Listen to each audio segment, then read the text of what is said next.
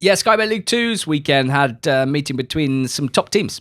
Walsall, Bromley, Chesterfield, Swindon. Let me tell you about them. Well, George can as well. Walsall beat Bromley by 3-1. Now, there was a moment in the live table where Bromley were 1-0 up here, and I was keeping an eye on Bromley, and they were top of League Two, but it didn't last.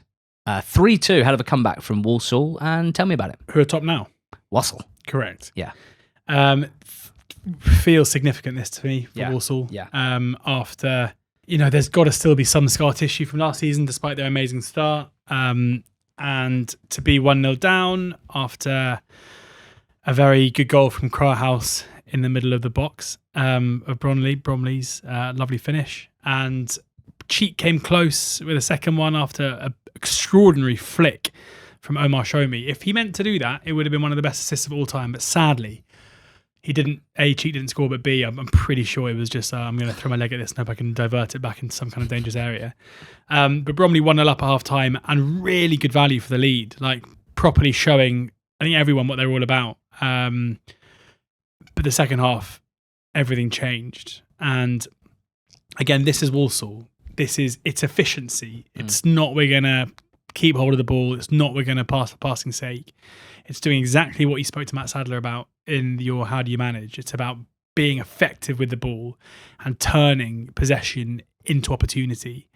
They only attempted 90 passes in the second half, pass completion rate of 65%, but they scored 3 goals, and all those 3 goals coming from big chances. How many passes did Bromley attempt in the second 62. half? So 90 to 62. It's not a lot of passing in that football match. Where do we get to Newport Barrow? The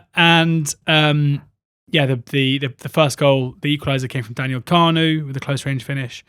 The second was a really good goal from a player that I really like in Ryan Finnegan. The ball kind of looping up from a set piece. He's the one attacking it from having a run on the defenders, but probably 3 centre backs also going for the same ball, and he just wins it. Like, he just gets above all of them with a huge leap and loops the ball back into the far corner to make it 2-1. And then just a brilliant bit of Albert Adoma to make the game safe, 90 plus 10.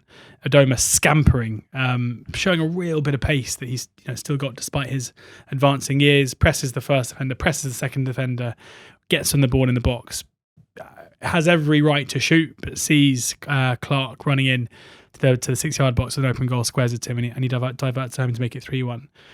Proper limbs in front behind that goal amongst Walsall fans. I think they know how important these kind of days are, where if this team can face up to adversity, face up to being second best in a first half against a team just below them at that time in the table, and come out swinging in the second half and be clinical and put these chances away with players that weren't there last season at the forefront. So Carnu, Finnegan, players who have come in this summer and are impacting games consistently. Carnu having previously won Young Player of the Month in the league. Finnegan, someone who I think, as I say, is really stepping up in the midfield gap left by Sturck. Yeah, significant. I've spoken this season about how I'm a bit concerned about Walsall defensively, and they're not quite as good maybe as they were last season in that regard. Maybe it's not going to matter because the league feels more open, and certainly they are amongst the best teams in it. Big win. Big old win. Triple sub, I think it was, from Matt Sadler at half-time. And he'll be feeling pretty good about himself after that, I gather from Matt. Walsall found on the squad that second half left side came up big. Weir, left centre-back. Okiki had moved across at half-time. And it was Clark as well off the bench who was playing left centre mid. And those sort of wide combinations, those wide triangles in this formation are often what help unlock teams. We saw it down the right side a lot last season for them. Chesterfield 1, Swindon 2. Really impressed with this from Swindon Town. I wrote about them a few weeks ago, about them being one of my favourite teams to watch in the EFL. And I talked about the fact that they are committed to playing really good football, nice intricate passing, but at speed. Like, you notice a lot watching Swindon at their best. It's what you would describe as free flowing, in that there's lots of short passes, but quick short passes, a desire to combine with teammates, lots of one-touch layoffs, 1-2s. That's the sort of football that I like watching, and they showed glimpses of it here. What I also noted was that they also make sure that they have some heft in there as well. Big centre-backs, and always, if Holloway gets his way, a big man at the top of the pitch. First Smith, of course, before his injury, and now Ollie Palmer. And one of the very repeatable moves that they have to create chances and score goals is the right wing back holding the width, and then Will Wright, the right-sided centre-back, trotting forward and crossing deep for Palmer at the back post. And the first goal was a cross from the right wing, deep to the back post and headed in. But the cross came from Ollie Palmer. So something had gone a bit wonky in build-up. So it was the big man Palmer out wide. But he crossed it like Will Wright would. Brilliant ball in. And there was the young wing-back Monroe dunking on his opposite man to head home. Really nice goal there. Then, let's be clear, Chesterfield equalised through Fleck. Scraps from a set piece that he smashed in. And they had a huge spell after that. Loads of chances, loads of pressure.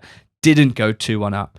Holloway made a tactical switch just before half-time, tweaked his shape, and that seemed to help Swindon wrestle back some control.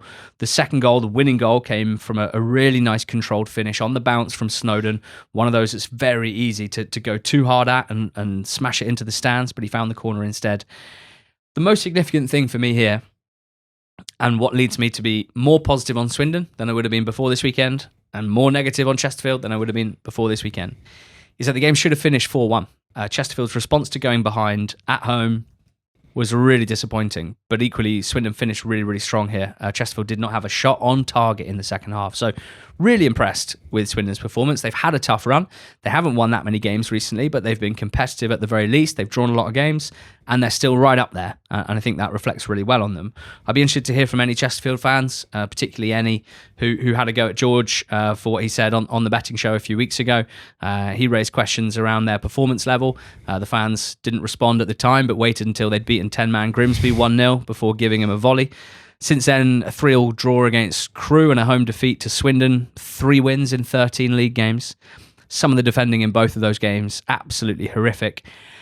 And they have the 5th lowest XG4 in the whole division, Chesterfield, which is serious underperformance given their budgets, given the talent, and really surprising given the manager and how regularly he builds good attacking teams.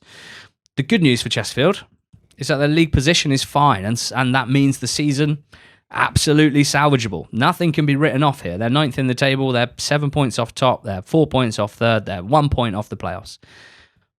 But let's be very, very clear. That's only going to be saved and salvaged. They're only going to hit the level that they were expected to hit and that their budgets suggest they should hit if their performances improve. And that's the challenge at this point. MK Dons beat Fleetwood 2-1. Yeah, it was pretty comfortable as well for MK, who haven't made things always easy. Like, their points tally is good. You look at the team and it's not that surprising. You look at their manager, but at times, we haven't seen enough of these kind of regulation, kind of cozy wins. And even though they said didn't end up being that cozy because they conceded late, it was still a very much deserved win. Mendes Lang scored the first after Tomlinson was taken out after a cross. I think it was a penalty. I think, the keeper has every right to go for the ball, but if you don't get to the ball and you take the man out, once the cross has already been played, then that is a foul. Mendes Lang dispatched it brilliantly. That was after MK had the run of the game in the first half. Nemain scored with a really nice finish with 20 or so minutes to go that I think MK Dons fans would have hoped and thought would be the end of the game. Say Nemain. When no one is around you, just stick it in the hit the goal. board in the kind of the top rightish area. Love it. But Ched Evans scored a well-taken goal, a nice finish across the keeper to make it 2-1, to make things a little bit nervy. But realistically, there wasn't, Fleetwood didn't really trouble them, and it was MK Dons who continued to make most of the running from then on in. I don't think Fleetwood had another shot in the game after Evans' goal. So, Fleetwood aren't a bad side. Their results recently have been better, but MK here kind of showing themselves to be comfortably the better side, and more performances like this and they'll justify their favourites tag, because they are still favourites to win the league and they are just 3 points off top spot Walsall. Good stuff. Bristol Rovers 0, Notts County 1. Bristol Rovers have lost 8 games in a row. Come on, how does this happen? Bristol Rovers the better side against Notts County at 0-0, not taking their chances. They'd hit the post. Tyrese Hall, Notts County youngster on loan from Spurs, he had one of them. And if you have a long career, you're always going to have a moment where this opportunity presents itself, and it's up to your own temperament and brain to stop you from doing what he did. He got fouled, and to my eyes was not a very nice tackle in Notts' attacking third, and the ref just kept playing moving, didn't give it as a foul. And so Hall picked himself up and he was very, very angry. And there'd been a nice little pass across to a fullback who was about to boot the ball down the line. And Hall ran up to him and launched himself into the tackle. More of an NFL style tackle, to be honest, than a football tackle. The ball had gone. It was a blatant red card. It was a really, a piece of ill discipline that he needs to cut out, quite frankly. And at that point, Rovers are the better side and they're playing against 10 men. So of course they lost, because whatever the match situation is and whether they're playing well or poorly, they're just losing at the moment. They hit the bar at 0-0. And then a rare attack from Notts County, a nice pass found Matthew Dennis. He cut in, 20 yards out, shot, hits the defender, massive deflection, takes it past the goalkeeper into the top corner. It's just one of them. So that's 8 defeats in a row for Rovers. On the one hand, 8 defeats in a row, no context needed. That's normally enough for a manager to leave his post. Now, as we record, that's not been the case. I would say you don't sack a manager after that performance. And we talk about this a lot, there's lots of different ways of trying to measure managerial performance, and win, draws and losses is the obvious one. And on that front, Clark would be sacked ordinarily. I don't think, losing a match as they did here, even if it's the 8th in a row, is not the same in my eyes as what is generally quite visible demonstration of players downing tools, not understanding instructions, not following instructions, and saying either literally or with their play, nah, we're not going to try until you sack him, so nothing's going to turn around here. This performance wasn't that. And so certainly I would be saying, let's have another one. Let's see how they play next time out. Yeah, and a bit like Doncaster in League One, they do it again, they win 2-1 next time. The process for making a decision on managerial changes has to be, firstly, results. What are results like? Results are bad. Okay, we'll tick. What performances like? Performances are bad. Okay, well then we should probably make a change. But with Gas, the performances were bad. But in the last, and I know that opposition plays a part in this, and they definitely should have picked up more points from these games.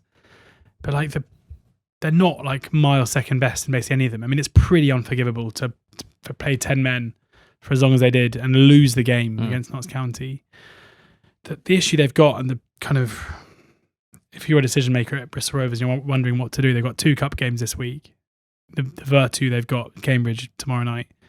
Then they go to Port Vale in the FA Cup. I mean, 2 teams that Can they both lose? Yeah, exactly. Yeah. But then after that, it is Tuesday the 9th of December. They're home to the team that the betting markets would have as the best team in the league in Barnet, even though they're mid-table. You told me at the top of the pod you thought they were going to win League 2. I probably to revise that a little bit. Don't leave it to the betting markets, mate. No, try to be different. Can't even beat Harrogate at home. But yeah, I mean, fine. But the team that right now, closing lines, have as the best team in League 2, Barnet. Then they host Swindon, who are top second. Side. Great side. They host second. They then go to Crewe, who are top 7. I don't know whether they're 7th or 8th at the moment. They then host Bromley, who are 3rd. They then host Barnet again. It's just a nightmare, this. And if you're looking at that run of games, how long does the managerial search take? Can you have any, what manager's going to want to come into that? Because you're going to be up against it straight away. I think you're just better off sticking with someone who is capable and has done it at your club.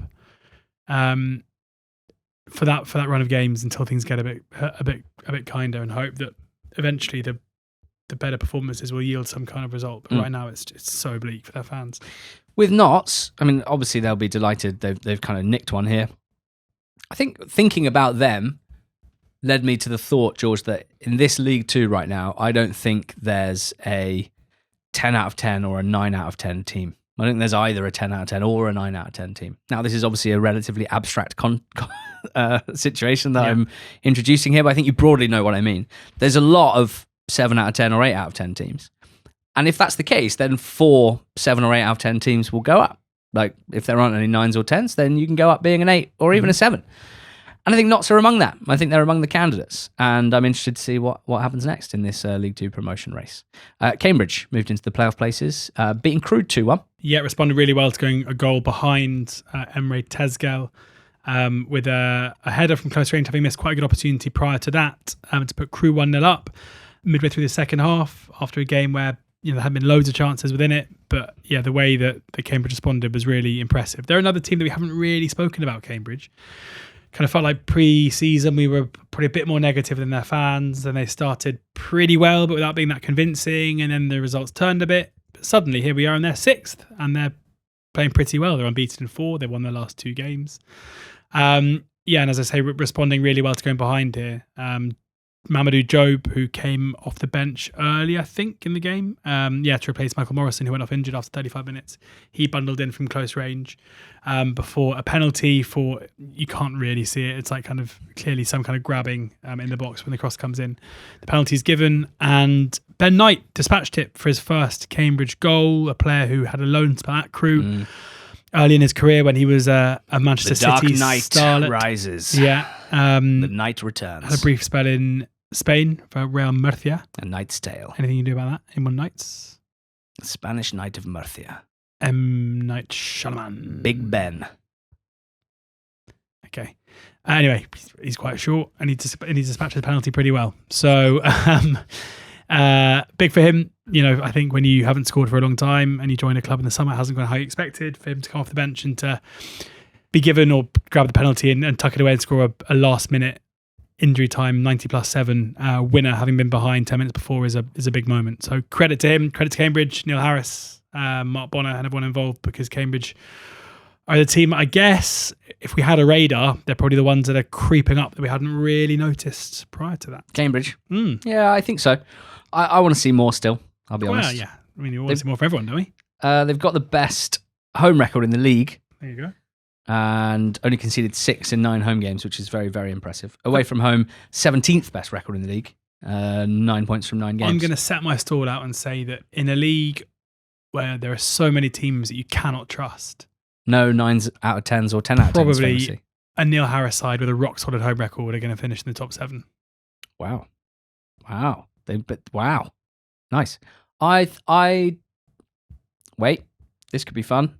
I don't think Cambridge will finish in the top 7. There you go. £50. Nice handshake, that. Didn't agree to that. 100. Whoa. Whoa. I'm not going to look and see who's got the better slice of this. Salford beat Crawley by 4-3. 2 of the most entertaining and, yes, unserious teams in the entire EFL played out a wonderfully entertaining and unserious match, full of attack, no defence to talk of. It was pretty perfect. Aluwo scored an own goal and then a real goal. So that was 1-1. McCurdy missed a penalty, not for the first time in the last month. Butcher made it 2-1 to Salford from a set piece, and then Forster squeezed in a wide free kick into the near post for 2-2. Then Crawley took the lead, 3-2, having been 1-0 up but 2-1 down. Jay Williams with a Terry Butcher bandage on his head, scoring to make it 3-2. But from that moment, conceded 2 goals in a minute. The 3-0 goal was Josh Osterfield, nice attacking, but the back post, diving header from across from the right. And then from kickoff, pass back to the centre-back, and Salford do what I would describe, using a basketball term, was a full court press. 5 Salford players sprinted forward, and Crawley, obviously, because they're Crawley, still tried to force it short through the middle, turn the ball over. There were then 5 Salford attacking players in front of the ball. Lovely pass from Osterfield to Cisse. Crawley with a complete lack of pragmatism, and Salford get the win. So their own back-to-back defeats before this game forgotten. As for Crawley, I really, really, really genuinely do not know what to say. Can barely get my words out, in fact. But I think a match between Carl Robinson's Salford and Scott Lindsay's Crawley needed to look like this. It did look like this. All is well with the world as we head into December. It's going to be a good Christmas, guys, because Carl Robinson's Salford and Scott Lindsay's Crawley played a game just as it should. Colchester beat Cheltenham 2-0. 2-0 Colchester. Keep on rolling. 6 wins in 8 for them. Now, the first goal was scored by Kyrese Lisby. Firstly, happy birthday, Kyrese Lisby, 22 years old today. And a special episode, I think, of Ultimate Lisby is required. And it's deserved because, when we came up with the concept of Ultimate Lisby, which hasn't been picked up by any major networks yet, but I think could well do, it was because we were just excited to have 2 sons of Kevin Lisby suddenly appear in the EFL, one at Peterborough, one at Colchester. Honestly, The performances are really interesting to me. The players themselves are really, really interesting to me. And Kai Reese in particular, I think is one of the most, if not the most interesting young player in League Two. That's my current position. We're writing pieces for NTT20.com, previewing the transfer window and highlighting interesting targets from each league. And I'm writing up Kai Reese-Lisby at the moment. And before the weekend, I wrote hundreds of words, which I'll have to cut down, about how quick he is and how he uses that speed unbelievably well. He really understands, and or Danny Cowley understands, how to make the most of the fact that Lisby is one of the quickest players in the EFL. And he has the highest non-penalty XG per 90 of any player in all three EFL leagues, and he plays right wing. So that suggests that this is a guy who uses his speed very, very effectively, not to stay out wide and just run up and down the touchline, but to get into the most dangerous areas, to get in front of defenders, to stretch defences and provide that threat in behind. And so, early on in this game, having written all that and hoping that I was going to write things that were then going to look really smart before it was even published, Lisby makes a run from deep, the ball's clipped over the top, he runs clear and finishes 1-on-1. It came from a Cheltenham goal kick out the hands, and within 11 seconds, Colchester had taken the lead. That is how quickly you can turn nothing into a goal if you have someone like young Kai Reese-Lisby. Now, Micah and Bick we like a lot as well, let's be clear. He scored a beautiful second goal. I don't know how he managed to post that shot into the top corner from the edge of the box with no backlift whatsoever. Looked like the ball was sort of caught under his feet. Instead, he managed to get it in off the bar. And, well, I was surprised by the finish, and so was Bick, because he ran off with his hands on his head, as if he couldn't quite understand it either. A penalty was saved that would have made it 3-0. This was a comfy win, and going up very much to form with Cole U, 6 wins and 8, and moving up the table. Cheltenham, 3 defeats in their last 4. Steve Cotterill's sort of initial burst has worn off, and he needs to find solutions to turn their form around. Otherwise, they will keep flirting with those relegation spots just above it at the moment. George, Thursday night, we had a dramatic game at Blundell Park. We did, yeah. Tranmere taking the lead through Charlie Whittaker, who continues to have a really, really good season, before Grimsby got one back through Dara Burns with a lovely shot that kissed the inside of the post. Before a Tranmere late show, 96th minute, last kick of the game, Christian Dennis wins it. But that tells the story of the game. But the real story of the game is Joe Murphy, the 44-year-old goalkeeper who made his debut for Tranmere Rovers, I think, back in 1998, who's had a merry career around the EFL, who made 3-4 proper saves in this game at crucial moments to keep Grimsby out at both 1-0 and at 1-1 too. Because it was live on Sky, there was also just fantastic sound. Nice. And the sound of his saves were just so meaty. Yeah. I really enjoy that too. It added an extra layer to the complexity of the performance. Pleasure. Yeah, incredible. On a Thursday night. But yeah, for Grimsby, they will feel like they did enough in the game. They had a lot of key players out. Kieran Green didn't start. George McEachran didn't start. Jays Cabby didn't start. But they were still, effectively the best team. Well, they were the best team in the game, the better of the two sides, but between both boxes, but an inability to put those chances away. And thanks to Tranmere's man of the match keeper, just a really frustrating evening for them.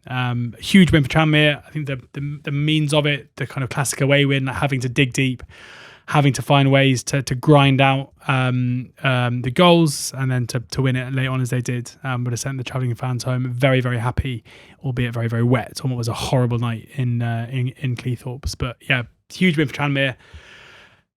Frustrating for Grimsby after such a good start to the season. Their form is well, their results are certainly tailing off now. They haven't won in 5 or so, and you do wonder how much their cup exploits may have taken it out of them. They're now down to 12th in the league, albeit just 3 points off Salford and 6th, and I'm pretty sure they will turn their form around pretty soon.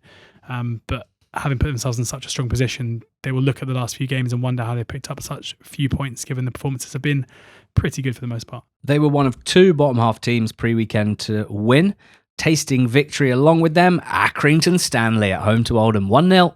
Yeah, this is classic Oldham. Accrington Stanley taking the lead through an own goal. Oldham having just loads of chances in the game to get back in level terms and just finding it absolutely impossible to put the ball in the back of the net. Oldham have only scored 16 goals from 18 games this season, which is pretty wild when you consider that their expected goals is 28.8 and is the 4th most in the whole league. So nearly 13 goals behind. So an expected goals total that is ranks them 4th in the whole division, and a goals per game total that has them 22nd. Like, that is just frankly ridiculous. Eventually, surely it's going to turn, but this was another day where 16 shots they had in the game, an XG of 2.04, just could not find a way to put the ball in the back of the net. And yeah, it's going to be interesting to see what happens with them. But it's been a good few weeks for Accrington, who've kind of pushed themselves away from that real scrap towards the bottom. Now they're 17th and 5 points off the playoffs and playing pretty well and generally hard to beat, playing Harrogate Town in the next game in the league. I wasn't expecting Shrewsbury Gillingham to have 6 goals in it. No, sir. Split evenly.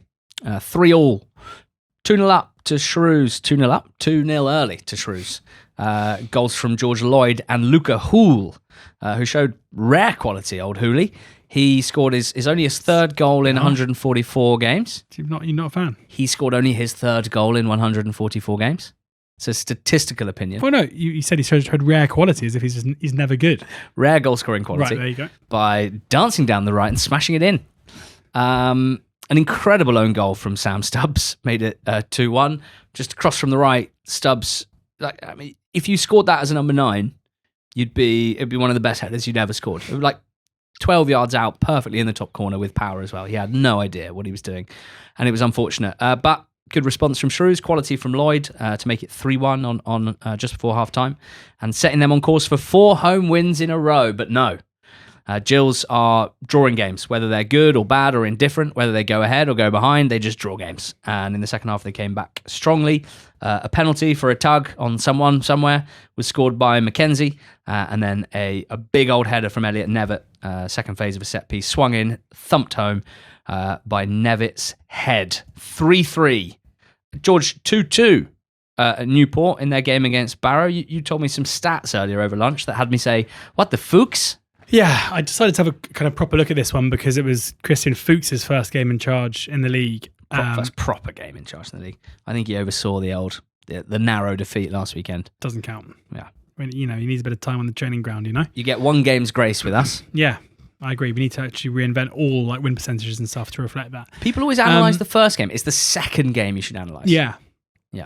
And I just kind of, as I do, looking at the apps, looking at kind of a few different things, swipe left, swipe right to go between them. SofaScore. Yeah. Filter SofaScore, FOTMob, just going back and forth. And,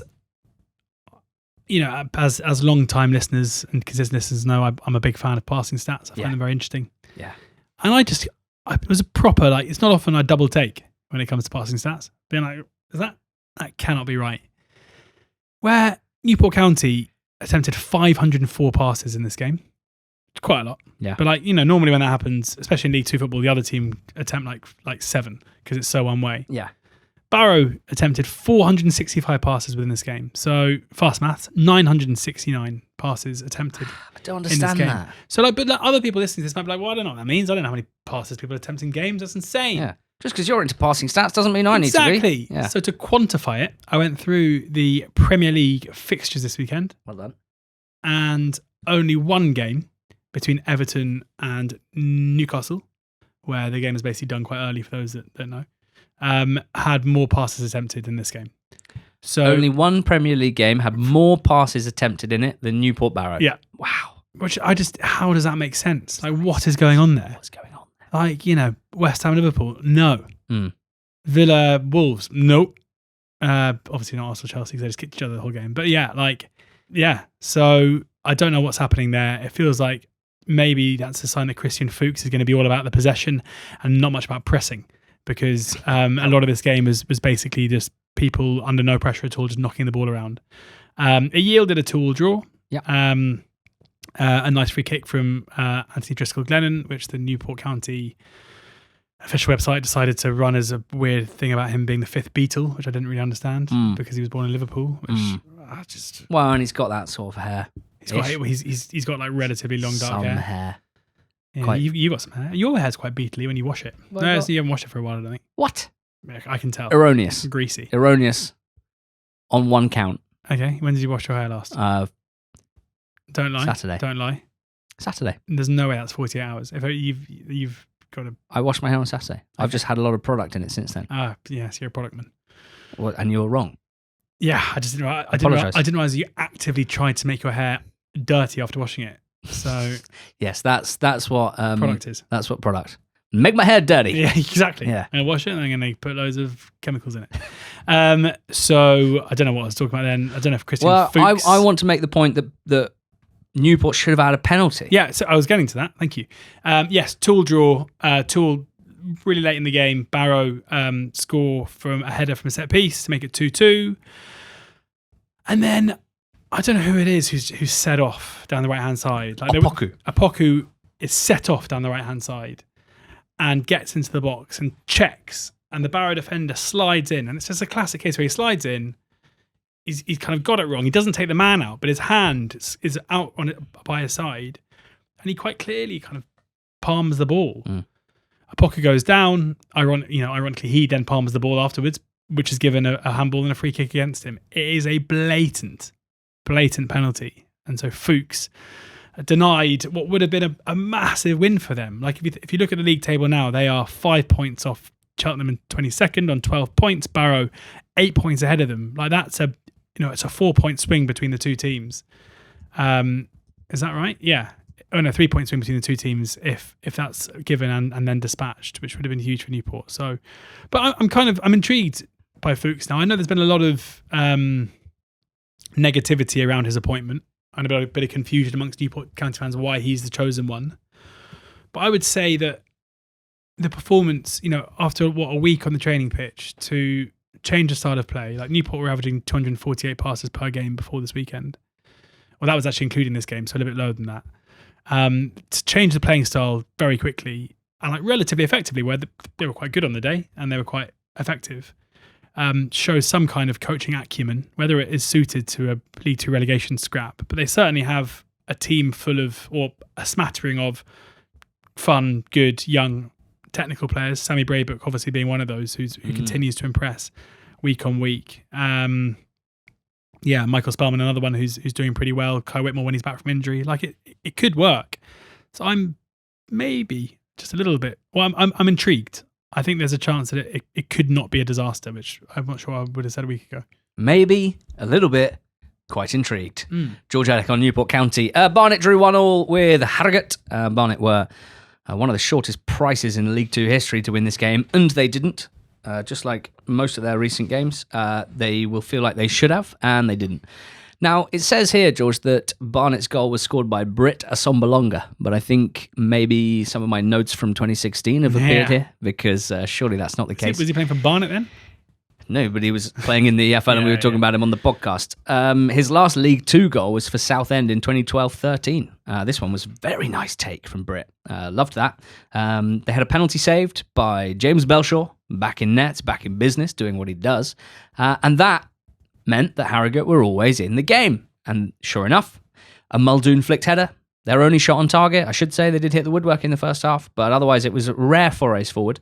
Made the most of it, snatching a big point at Barnet, just like they did at Notts the other day, Harrogate. So not winning recently, in fact, not for a long time, but just in their 2 last away games, points against Barnet and Notts, they'd have snatched your hand off for them pre-game. So perhaps a sign of things to come. Next up, they play Accrington and then Cheltenham. So a big couple of games coming up for Harrogate. Great weekend in League 2. Thanks very much for listening to this.